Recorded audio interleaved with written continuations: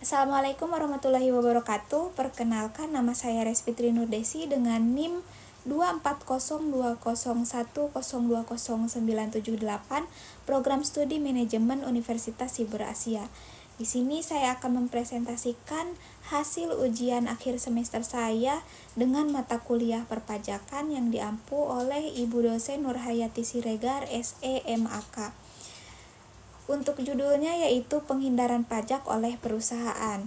Untuk slide pertama yaitu latar belakang masalah. Penghindaran pajak menjadi salah satu isu penting dalam sistem perpajakan di Indonesia. Dalam beberapa tahun terakhir, pemerintah menemukan berbagai kasus perusahaan yang memanfaatkan celah regulasi untuk menekan beban pajak mereka. Nah, walaupun praktek ini seringkali masih berada dalam ranah legal, dampaknya terhadap penerimaan negara sangat signifikan ya. Ketika perusahaan besar mengurangi kewajiban pajaknya, negara kehilangan sumber dana dan seharusnya digunakan untuk pembangunan infrastruktur, pendidikan, kesehatan, dan program sosial lainnya. Oleh karena itu, penghindaran pajak tidak hanya menjadi persoalan hukum, tetapi juga persoalan keadilan fiskal dan etika bisnis. Yang selanjutnya itu konsep penghindaran pajak. Penghindaran pajak atau tax avoidance adalah strategi yang dilakukan perusahaan untuk meminimalkan pembayaran pajak dengan memanfaatkan kelemahan atau celah dalam peraturan perpajakan. Praktik ini berbeda dengan penggelapan pajak ya atau tax evasion yang jelas melanggar hukum dan melibatkan pemalsuan data. Dalam penghindaran pajak, perusahaan biasanya tetap mengikuti aturan secara formal, tetapi secara substantif bertujuan mengurangi beban pajak semaksimal mungkin. Penghindaran pajak sering dikaitkan dengan tax planning agresif, terutama ketika perencanaan pajak tersebut tidak memiliki tujuan ekonomi yang nyata selain mengurangi kewajiban pajak. Slide selanjutnya itu fungsi pajak dalam perekonomian. Pajak memiliki fungsi yang sangat vital dalam perekonomian negara ya. Nah, fungsi dari utama pajak adalah sebagai sumber penerimaan negara untuk membiayai pembangunan dan layanan publik. Selain itu, pajak juga berfungsi sebagai alat redistribusi pendapatan untuk menciptakan pemerataan ekonomi. Pajak progresif dirancang agar masyarakat atau perusahaan yang memiliki kemampuan ekonomi lebih besar membayar pajak lebih tinggi. Jika praktik penghindaran pajak terus terjadi, maka fungsi redistribusi dan stabilisasi ekonomi akan melemah, sehingga ketimpangan sosial dan ekonomi bisa semakin meningkat ya. Yang selanjutnya itu fakta dan kasus nyata di Indonesia. Di Indonesia, praktik penghindaran pajak bukan sekedar teori. Beberapa kasus menunjukkan adanya manipulasi nilai ekspor melalui praktik under invoicing, yaitu melaporkan nilai ekspor lebih rendah dari nilai sebenarnya untuk mengurangi pajak ya. Selain itu, ditemukan juga praktek transfer pricing antar perusahaan afiliasi untuk memindahkan laba ke entitas yang memiliki tarif pajak lebih rendah, dan ada pula manipulasi laporan keuangan dengan memperbesar biaya agar laba kena pajak terlihat lebih kecil. Nah, kasus-kasus ini menunjukkan bahwa penghindaran pajak dapat terjadi di berbagai sektor seperti ekspor, manufaktur, hingga energi. Selanjutnya itu dampak terhadap penerimaan negara. Dampak utama dari penghindaran pajak adalah berkurangnya penerimaan secara signifikan ya. Ketika perusahaan besar tidak membayar pajak sesuai potensi sebenarnya, negara kehilangan dana yang dapat digunakan untuk pembangunan infrastruktur, subsidi, bantuan sosial, dan pelayanan publik lainnya.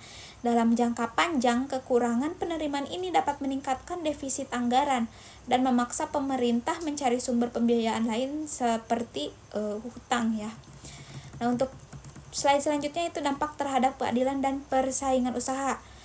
Penghindaran pajak juga menimbulkan ketidakadilan dalam dunia usaha. Perusahaan besar dengan sumber daya dan konsultan pajak profesional dapat menyusun struktur pajak yang kompleks. Sementara itu, UMKM umumnya tidak memiliki kemampuan tersebut dan harus membayar pajak sesuai ketentuan tanpa celah optimasi. Nah, akibatnya perusahaan besar dapat memiliki biaya operasional lebih rendah dan memperoleh keuntungan kompetitif yang tidak sehat dibandingkan persaingannya. Slide selanjutnya yaitu prinsip dan regulasi perpajakan yang relevan. Dalam sistem perpajakan dikenal prinsip ability to pay, yaitu pajak harus dibayar sesuai kemampuan ekonomi wajib pajak. Selain itu, terdapat prinsip horizontal equity dan vertical equity yang menekankan kesetaraan beban pajak.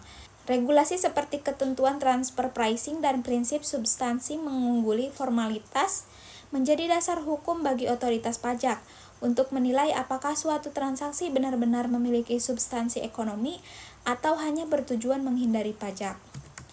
Untuk yang selanjutnya yaitu ilustrasi potensi kerugian negara. Sebagai ilustrasi, jika perusahaan melaporkan transaksi 350 miliar rupiah padahal nilai sebenarnya 500 miliar rupiah, maka terdapat selisih 150 miliar rupiah kan. Nah, dengan tarif PPh badan sebesar 22%, potensi pajak yang hilang mencapai lebih dari 30 miliar rupiah hanya dari satu kasus saja.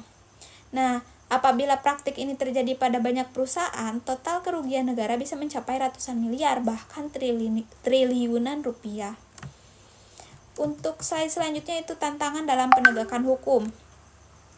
Penegakan kasus penghindaran pajak tidak mudah karena perusahaan besar sering memiliki struktur multi-entitas dan transaksi lintas negara yang kompleks. Kurangnya transportasi laporan keuangan serta potensi kolusi juga menjadi tantangan tersendiri. Oleh karena itu, otoritas pajak memerlukan dukungan teknologi seperti big data dan sistem analitik untuk mendeteksi pola transaksi yang mencurigakan. Untuk slide selanjutnya itu rekomendasi kebijakan dan solusi. Beberapa solusi yang dapat diterapkan antara lain penerapan General Anti-Avoidance Rule atau GAAR untuk menilai transaksi berdasarkan substansi ekonomi. Selain itu juga diperlukan penguatan audit berbasis teknologi, peningkatan integritas aparatur pajak, serta koordinasi lintas negara dalam pengawasan transaksi internasional. Pemerintah juga dapat memberikan insentif bagi perusahaan yang patuh sebagai bentuk penghargaan atas kepatuhan fiskal ya. Untuk selanjutnya itu ada kesimpulan. Nah, jadi penghindaran pajak oleh perusahaan merupakan masalah yang berdampak luas ya terhadap penerimaan negara, keadilan fiskal, dan juga stabilitas ekonomi. Nah, diperlukan sinergi antara regulasi yang kuat serta penegakan hukum yang konsisten serta kesadaran moral perusahaan bahwa pembayar pajak adalah bentuk kontribusi terhadap pembangunan nasional. Sekian presentasi dari saya. Kurang lebihnya mohon maaf dan terima kasih. Wassalamualaikum warahmatullahi wabarakatuh.